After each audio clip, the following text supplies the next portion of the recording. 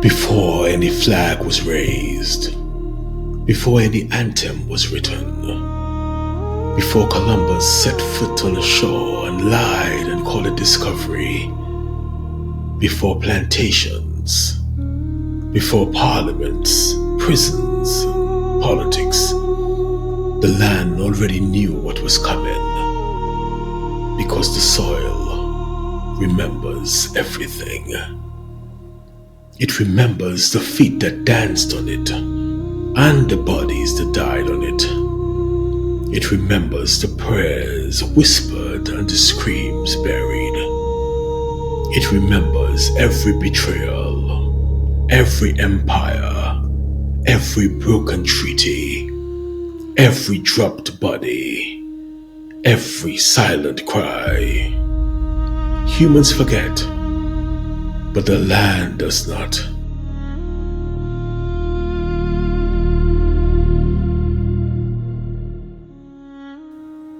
And this is where the hidden war begins. Not in the White House, not in Parliament, not in Port of Spain or London or Washington, D.C., not in the UN's chambers, but in the invisible ledgers written beneath our feet. They are contracts carved into the frequency of nations, and every generation inherits the bill. These are the contracts we didn't sign but still carry. Let's stop lying for one moment. Your suffering didn't start with you.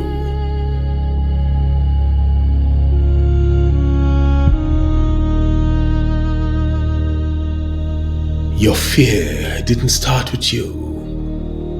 Your anger didn't start with you. Your addictions didn't start with you. Your confusion didn't start with you. You are living inside the aftershock of decisions your ancestors didn't even want to make. Some were taken in chains. Some were wiped out. Some were converted at sword point. Some were forced into silence. Some were told that God, their God, was gone. Some were told their land didn't belong to them. Some were told their spirit didn't matter. Empires wrote their contracts in blood and called it law. Churches stamped it with doctrine and called it salvation.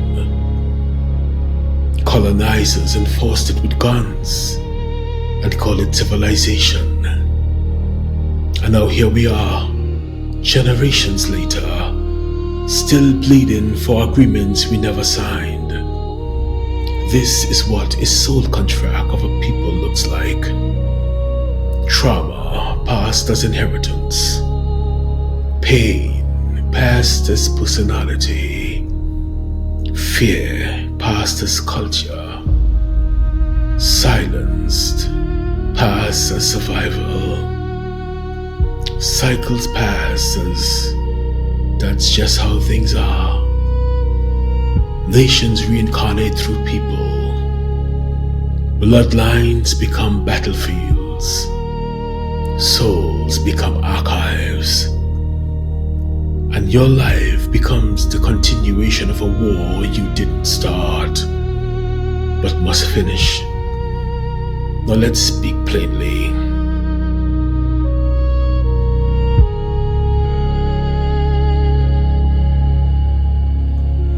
Some nations carry unresolved genocide in their soul. Some carry the crime of slavery in their oceans. Some carry the karma of empire in their flags.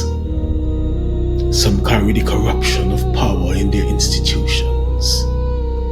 Let's name a few. America, built on the bones of indigenous nations and the backs of enslaved Africans. A karmic ledger so vast it shakes the national psyche daily.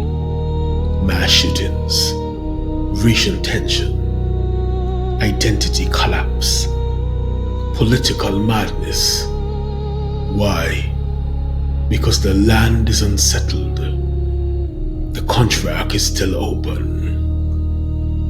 Britain and Spain, the architects of global colonization, empires that extracted souls, gold, spices, land, labor, and identity.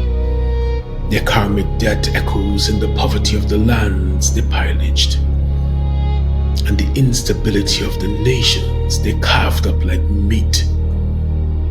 Trinidad and Tobago, a place where the soil still remembers enslaved Africans, indentured East Indians, the betrayal of labor, the imbalanced fusion of cultures that never fully healed. And now the island cycles violence, corruption, and fear.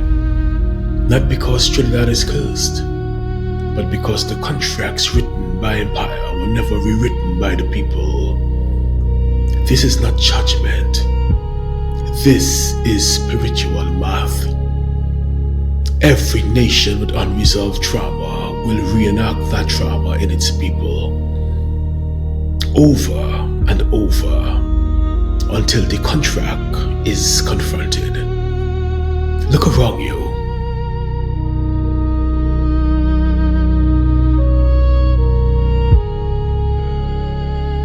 What you'd think are current events are actually all agreements resurfacing. Mass shootings in America, the echo of violence as a national identity, crime and gang culture in Trinidad, the unresolved memory of domination and rebellion, the psyche of a people still fighting invisible masters, immigration crisis, populations fleeing lands still fractured by colonial borders drawn by men who never lived there, police brutality, the aftermath of slave patrols, racial tensions, the unfinished business of caste systems built into law, war in Gaza, Sudan, Congo, Ukraine, geopolitical karma erupting through generations of imperial meddling. These are not random events. These are contracts being enforced by history itself. And until humanity stops treating spiritual death like political inconvenience, nothing will change. You ever wonder why you feel heavy for no reason?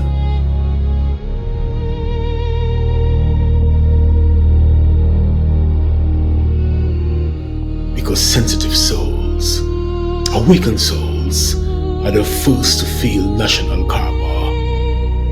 Some of the fear you fight isn't personal, it's your nation's trauma. Some of the depression you carry is your lineage grieving through you.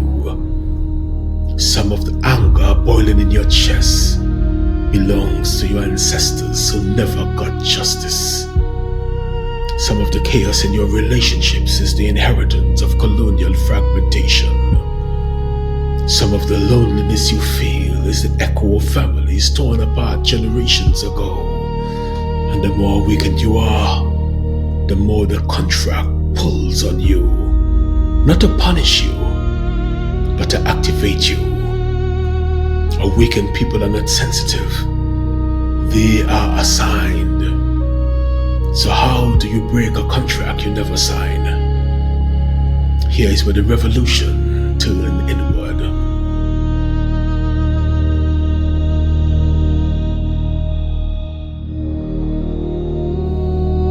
These are not soft affirmations. These are spiritual technologies. 1. Name the contract. You cannot break what you cannot name. If the contract was violence, call it violence. If the contract is abandonment, call it abandonment. If the contract is empire, call it empire. Silence is agreement. Naming is rebellion. The wound you name becomes the wound you can treat. 2. Cleanse your lineage. Speak healing over your bloodline deliberately. Break the vows your ancestors made out of survival. Release the generational agreements with fear, silence, and scarcity. Stand in your room and say, what was signed in trauma, I now dissolve in truth. Lineage healing is civil war inside the soul, but it is the only war worth fighting. 3. Heal the wound within you, because the personal is the portal to the ancestral. When you heal your anger, your ancestors exhale. When you break your addiction, your lineage breaks a chain. When you forgive, the land beneath your feet becomes lighter. Your healing is political. Your transformation is ancestral justice. 4. Release your nation's trauma from your field. You don't have to carry all of Trinidad.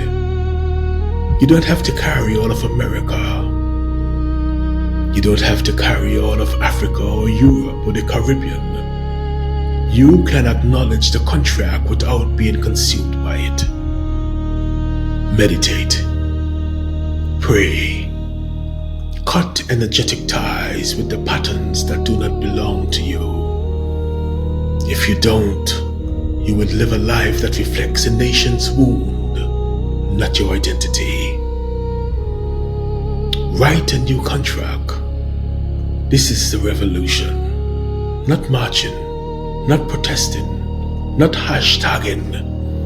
Declaring who you choose to be outside of history's expectations.